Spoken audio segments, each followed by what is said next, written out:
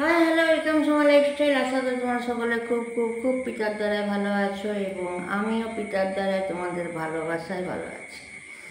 কালকে আমি মার্কেট থেকে রাহুলের জন্য পিতার লকেট এনেছিলাম, পরিয়েছি, সেটা তোমরা নিশ্চয়ই দেখেছো। আজকে দেখছি রাহুল আমার জন্য এই পিতার লকেটটা আনলো, পিতার অনেক খাবার আনলো। দেখবে নিশ্চয়ই ও রিলিফ পেয়েছে, পিতা আছে আমাদের সঙ্গে। আর আমার সন্তানের কিছু হবে সেটা তো আমি হতে দেব না। এই যে মিষ্টি, ভ্যারাইটিস কেক, এই cake, dairy milk, everything Rahul নিয়ে এসেছে। এইবারে বলি যারা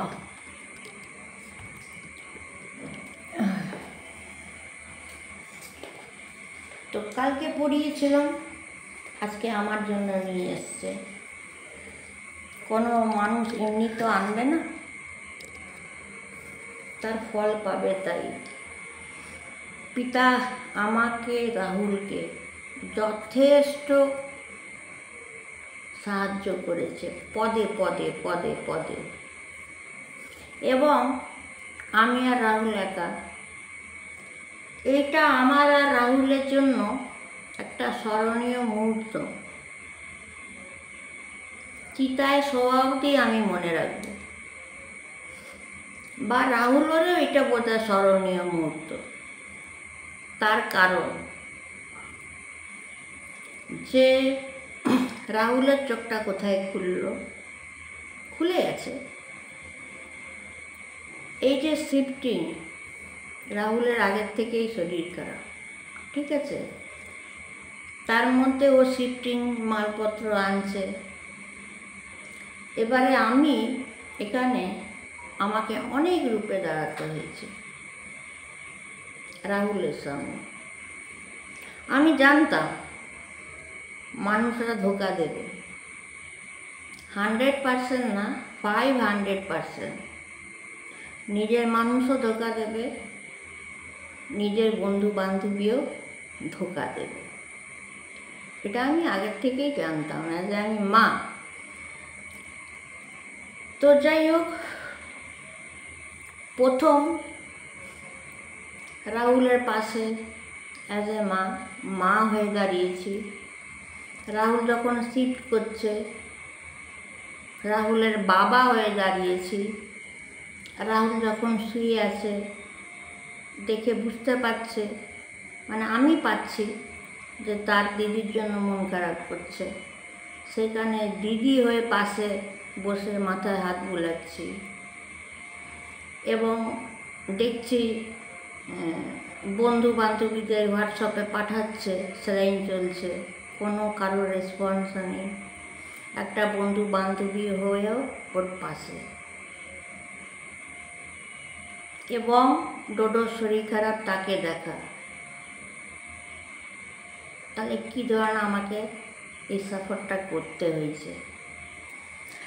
তো রাহুল তো সব শিফট করলো এবং এই পুরো ঘর A to Z আমি ডেকোরেশন করেছি, আমি সাজিয়েছি পুরোটা, কোনোটা বাদ নেই। রাহুল বলে যে মা তোমাকে হেড সফট, মাল তো এনে ফেলে দিলাম, কিন্তু তুমি এই বয়সে এভরিথিং একা করেছো, যেটা ভাবা যায় না। এবং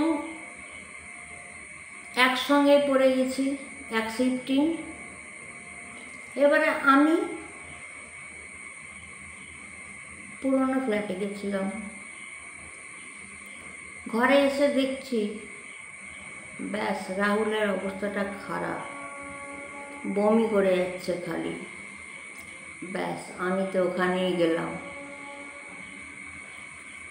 আর কী হলো, খুব ভয় পেয়ে গেছি। বিশ্বাস করবে না, তার কিছুক্ষণ আগেই গিয়ে আমি বাজার করে আনলাম, মাছ কিনে আনলাম, বাজার করে আনলাম, ডিমের ক্যারেট আনলাম, সবই হলো, কিন্তু ঘরে ঢুকে দেখি রাহুলের অবস্থা। বিশ্বাস করবে না, আমি ব্যাগে আমার ওষুধ নিতে ভুলে গেছি বা জল নিতে ভুলে গেছি, এমনকি টাকার ব্যাগটা নিতেও ভুলে গেছি, মাথা কাজ করেনি। রাহুলের ওই দৃশ্য দেখে বমি টমি করছে, ওইভাবেই কাঁদতে কাঁদতে গেছি নাজমুলের দোকানে। এবং এখানে রেল ক্রসিংয়ে যখন আটকা পড়ে গেলাম, তখন রাহুল ফোন করছে, মা জলদি যাও না, গিয়ে বলো না আমাকে এসে ইঞ্জেকশন দিয়ে যাবে। তাহলে আমার কি অবস্থাটা হচ্ছে বলো। আমি টোটোর থেকে নেমে মাথায় হাত দিয়ে ওখানেই বসে গেছি, এবং অনেক মানুষ যেহেতু গেট পড়ে গেছে, সবাই তাকাচ্ছে, জিজ্ঞেস করছে। তখন ড্রাইভার বলছে ওনার ছেলের শরীর খারাপ, আর ওনার ছেলেকে ফোন করে বৌদিকে বলছে, ওই জন্যই টোটোর থেকে নেমে ওখানেই বসে গেছে, মাথায় হাত দিয়ে কাঁদছে। একেই বলে মা। ছুটে গিয়ে ওখান থেকে ওষুধ আনা, ওষুধ এনে দিলাম, কমলো না। কমার পর ইঞ্জেকশনও হলো না। তারপর তো ডক্টর ডাকা হলো, ডক্টর এলো। পদে পদে রাহুলের পাশে একটু করে ঘর গুছাচ্ছি, রাহুলের কাছে গিয়ে বসছি, একটুখানি ঘর গুছিয়ে রাহুলের ওষুধপত্র দিচ্ছি, একটুখানি গুছাচ্ছি, আবার রাহুলের কাছে যাচ্ছি। কতগুলো আমাকে প্লে করতে হচ্ছে। কিন্তু আমি বুঝতে পারছি যে ওর কোন দিকটা বেশি, ও মনটা খারাপ। কেন? বাবা তো 10 বার ফোন করছে সারাদিন, ওর মনটা খারাপ। প্রথমত বন্ধু বান্ধবীদের হোয়াটসঅ্যাপে তার ফটো পাঠিয়েছিল, কেউ রেসপন্স না। দ্বিতীয়, ওর দুঃখ, ও যখনই শরীর খারাপে পড়েছে ওর দিদি এসে ওর সেবা করেছে। কিন্তু এইবারে শিফটিংয়েও তার দিদি আসেনি, এবং ওর শরীর খারাপ, স্যালাইন চলছে, তাতেও ওর দিদি আসেনি। কিন্তু এটা তো না আসার পেছনে কারণ আছে। আমার মেয়েকে আমি চিনি, যে ভাইয়ের জন্য কাজ ছেড়ে চলে আসতে পারে, ভাইকে খাওয়ানো, ওষুধ দেওয়া, তোমাদের দেখিয়েছি, সে কেন এলো না? শিফটিংয়েও এলো না। মা কি করে করবে, হেল্প করব? বা ভাইয়ের শরীর খারাপ, সেলাইন, মা কি করে এতগুলো ট্যাকেল করবে? তাও দিদি এলো না। কে আছে এর মাথার উপরে? জেনেও বলতে পারছি না। কিন্তু যাই হোক, এক নাগারে ঘরের সব কিছু গুছাচ্ছি, সব কিছু করছি, রাহুলকে দেখছি, ডোডোকে দেখতে হচ্ছে, দৌড় লাগাতে হচ্ছে। প্রথমে গেলাম পুরনো ফ্ল্যাটে, বললাম দুধের দাম মিটালাম, যেহেতু আর্লি চলে এসেছি। ওখানে কত 1100 না 25 টাকা ওখানে দিলাম। মেডিসিন দোকানে গেলাম, মেডিসিন তুললাম। আসার সময় বাজার একদম 10 দিনের তুলে নিলাম 700 টাকা দিয়ে। দুটো ডিমের ক্যারেট কিনলাম, 190 টাকা করে ক্যারেট, দামগুলো বলে দিচ্ছি। তো কিনে টিনে ঘরে ঢুকে রাহুলকে দেখেই তো আমি পিছলে এসেছি। বিশ্বাস করবে না, 2-3 দিন ধরেই আমি ব্যাগ কিনেছি, বোতল কিনেছি, লিপস্টিক কিনেছি, আমার মাথাতে এটা নেই। খালি ফোকাস রাহুলের উপরে। যে আমি খুলে দেখাবো। এবং কষ্ট আমার হয়তো প্রচুর হয়েছে, কিন্তু পিতা সেটা শক্তি আমাকে দিয়েছে। যারা ভেবেছিল যে সোমা মাইতি নিজে একা কী করবে, ওর দ্বারাই তো কিছু হবে না, বলেছিল না, আমি তোমাদের বলেছিলাম ভাইরাল করার মাস্টারপিস মানুষরা আছে। তো যে আমরা ছাড়া গতি নেই, না না না, কোনো ব্যাপার না। Already I am successful. একাই ছেলেকে নিয়ে ট্রান্সফার করা, একাই পুরো ঘর গুছানো, একাই রাহুলকে দেখা, একাই ডোডোকে দেখা, একাই বাজার করতে যাওয়া, একাই গ্রসারি তুলতে যাওয়া, একাই গিয়ে যা যা দরকার কিনে আনা, সবটা আমি করেছি, সবটাই আমি করেছি। হিম্মত আমি হারিনি। অ্যান্ড পুরো কমপ্লিট হয়ে গেল আমার এই বাড়ির কাজ। আজ হাজব্যান্ড এসে টিভি লাগিয়ে দিয়ে রেডি করে গেল। হতে পারে রাহুল মিস করছে, আমি রাহুলকে বলেছিলাম যে তোকে এদের ধোকা দেবে, ঠিক সেটাই হলো। তুই যতই বন্ধু কর আর বান্ধবী কর, আর দেখবি তোকে যখনই হাত খরচা দেবো, তুই কোথায় যে দিবি সেটা আমার জানা আছে। তো এইবারে বলো, আমি বিশ্বাস করবে না, কসমেটিক বোতল, ব্যাগ যাই কিনেছি ভুলে গেছি। মাথায় একটাই চিন্তা, রাহুলের শরীর খারাপ। ওকে দেখে যাচ্ছি, ঘরও গুছিয়ে যাচ্ছি, পাশে গিয়ে বসছি, কান্নাকাটি করছি, সবটাই একা। কি করে আমি তখন আমার শোভা দেবে যে আমি ব্যাগ দেখাবো, কসমেটিক দেখাবো? না, আমি মা। কিন্তু এটা অন্যরা হলে ঠিক দেখাতো। এবং রাহুলের শরীর খারাপ থেকে 4 দিন ধরে মুখে ভাতও যায়নি ভালো করে, ভালো মন্দ তো খেতে পারিনি, আলু সিদ্ধ ভাতটাও আমার গলা দিয়ে নামছে না,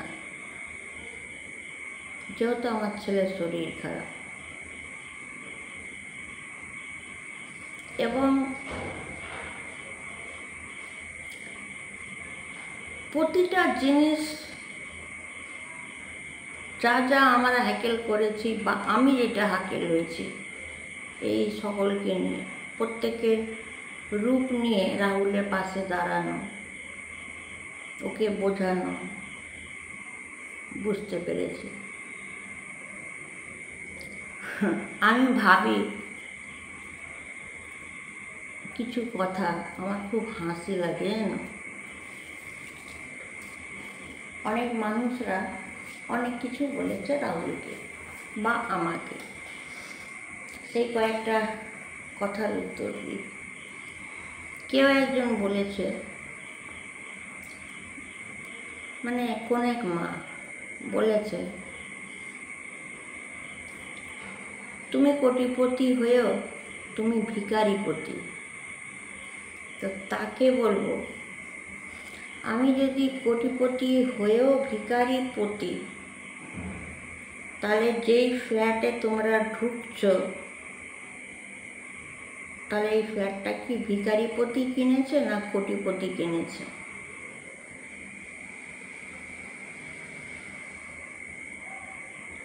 কোটিপতি বলেই ফ্ল্যাটটা আছে, তোমরা নামে ভিখারি।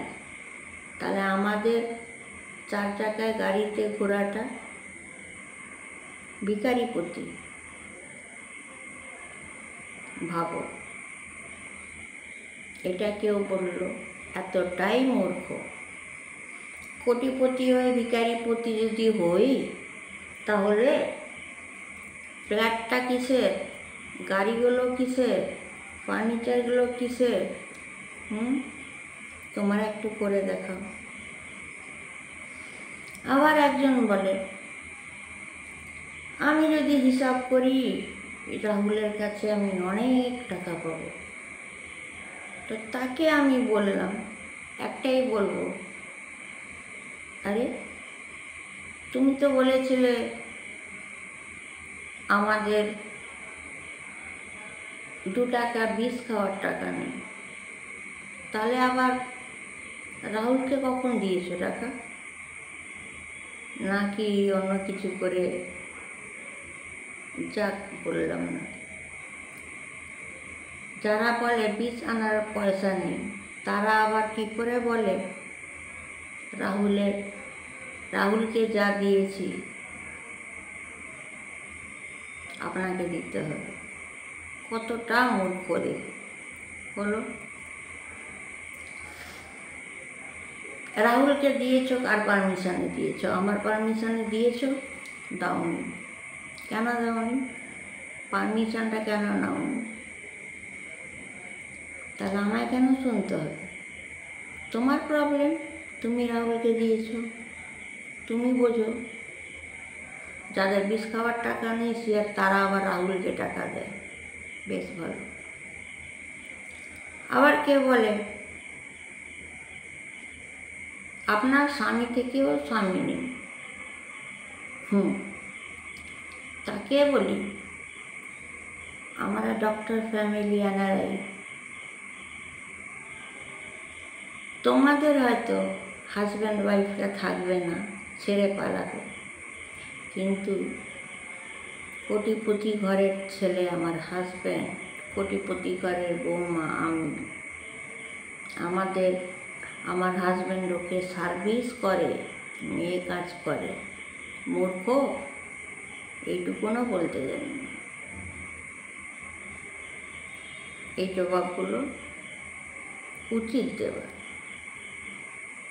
আবার দেখো, ফ্ল্যাটে আছি, উদুম করে কোথায় একটা পাখি ঢুকে গেল, আমার উপরে টর্চারিং করলো, লজ্জাটুকুনও নেই। একদিকে টর্চারিং করলো, একদিকে আবার চা গিলছে আমারই। ভাবো, হলো। তারপর মনে করতে অনেক কিছু। আপনি ছাড়ো, বলছি না, এইটাই বলবো, আগে মানুষকে আপন করতে শেখো। আসলে কি হয়েছে জানো তো বন্ধুরা, আজকালকার দিনে না ছেলেমেয়েরা না খালি ইউটিলাইজ করে, এটাই হচ্ছে সব থেকে বড় কথা। যারা রিয়েল যদি কেউ রাহুলকে ভালোবাসে, রাহুলকে দিদিকে ভালোবাসে, তাহলে একটা মাকে আগে ভালোবাসা দরকার। কিন্তু সেই মাকে তোমরা যাতা বলবে, তারপরে আশা করো কোন লজ্জায় আবার রাহুল আর মীনাক্ষীর সঙ্গে মেশো। পদে পদে সব ভুল করে গেছে। আর যদি মাকে ঠিক রাখতে, আজকে সব কিছুই তোমরা সকলেই পেতে, তাই না? তো এটাই বলবো, কখনো মায়ের চোখের জল ফেলাবে না, ঠিক আছে? মারা কখনো হারবে না। তোমরা ভেজাল খাও, তোমাদের কম বয়স, এখনই তোমাদের 1000টা রোগ। আমাকে দেখো, আমার এই যে আমি একা সব করছি, বাইরের কাজ, ঘরের কাজ, রাহুলকে দেখছি, ডক্টর ডাকছি, ওষুধ আনতে যাচ্ছি, তাহলে জোরটা কার? আমার বয়স হয়ে গিয়ে আমি ওই না, আর তোমাদের সব রোগ ভরা। এটাই হচ্ছে পিতার মা। এবং কোন লজ্জায় আমার দৌড়ে আসবে, নেবার ওভার। পৃথিবীটা হচ্ছে না একটা গেম, জানো? কোনো একটা বড়লোক ছেলেকে পেলেই সেটা বন্ধু বলো বান্ধবী বলো আঁকড়ে রাখবো। কিন্তু একটাই বলবো যে নির্লজ্জগুলো যদি মনে হয় হোল লাইফ এদের সঙ্গে লিঙ্ক রাখবো, তাহলে মাকে আগে মাথায় চাপিয়ে রাখতে হয়, রাহুলের মাকে। এত মূর্খ সব রাহুলের মাকে যাতা বলছে, নিজের পায়ে নিজের গরু মারল, নেবার ওভার। যাক, ওর দিদিকে মিস করছে, কেউ আছে আটকাচ্ছে। চলো যাই হোক, লাইক শেয়ার কমেন্ট সাবস্ক্রাইবটা করবে। Take care, by.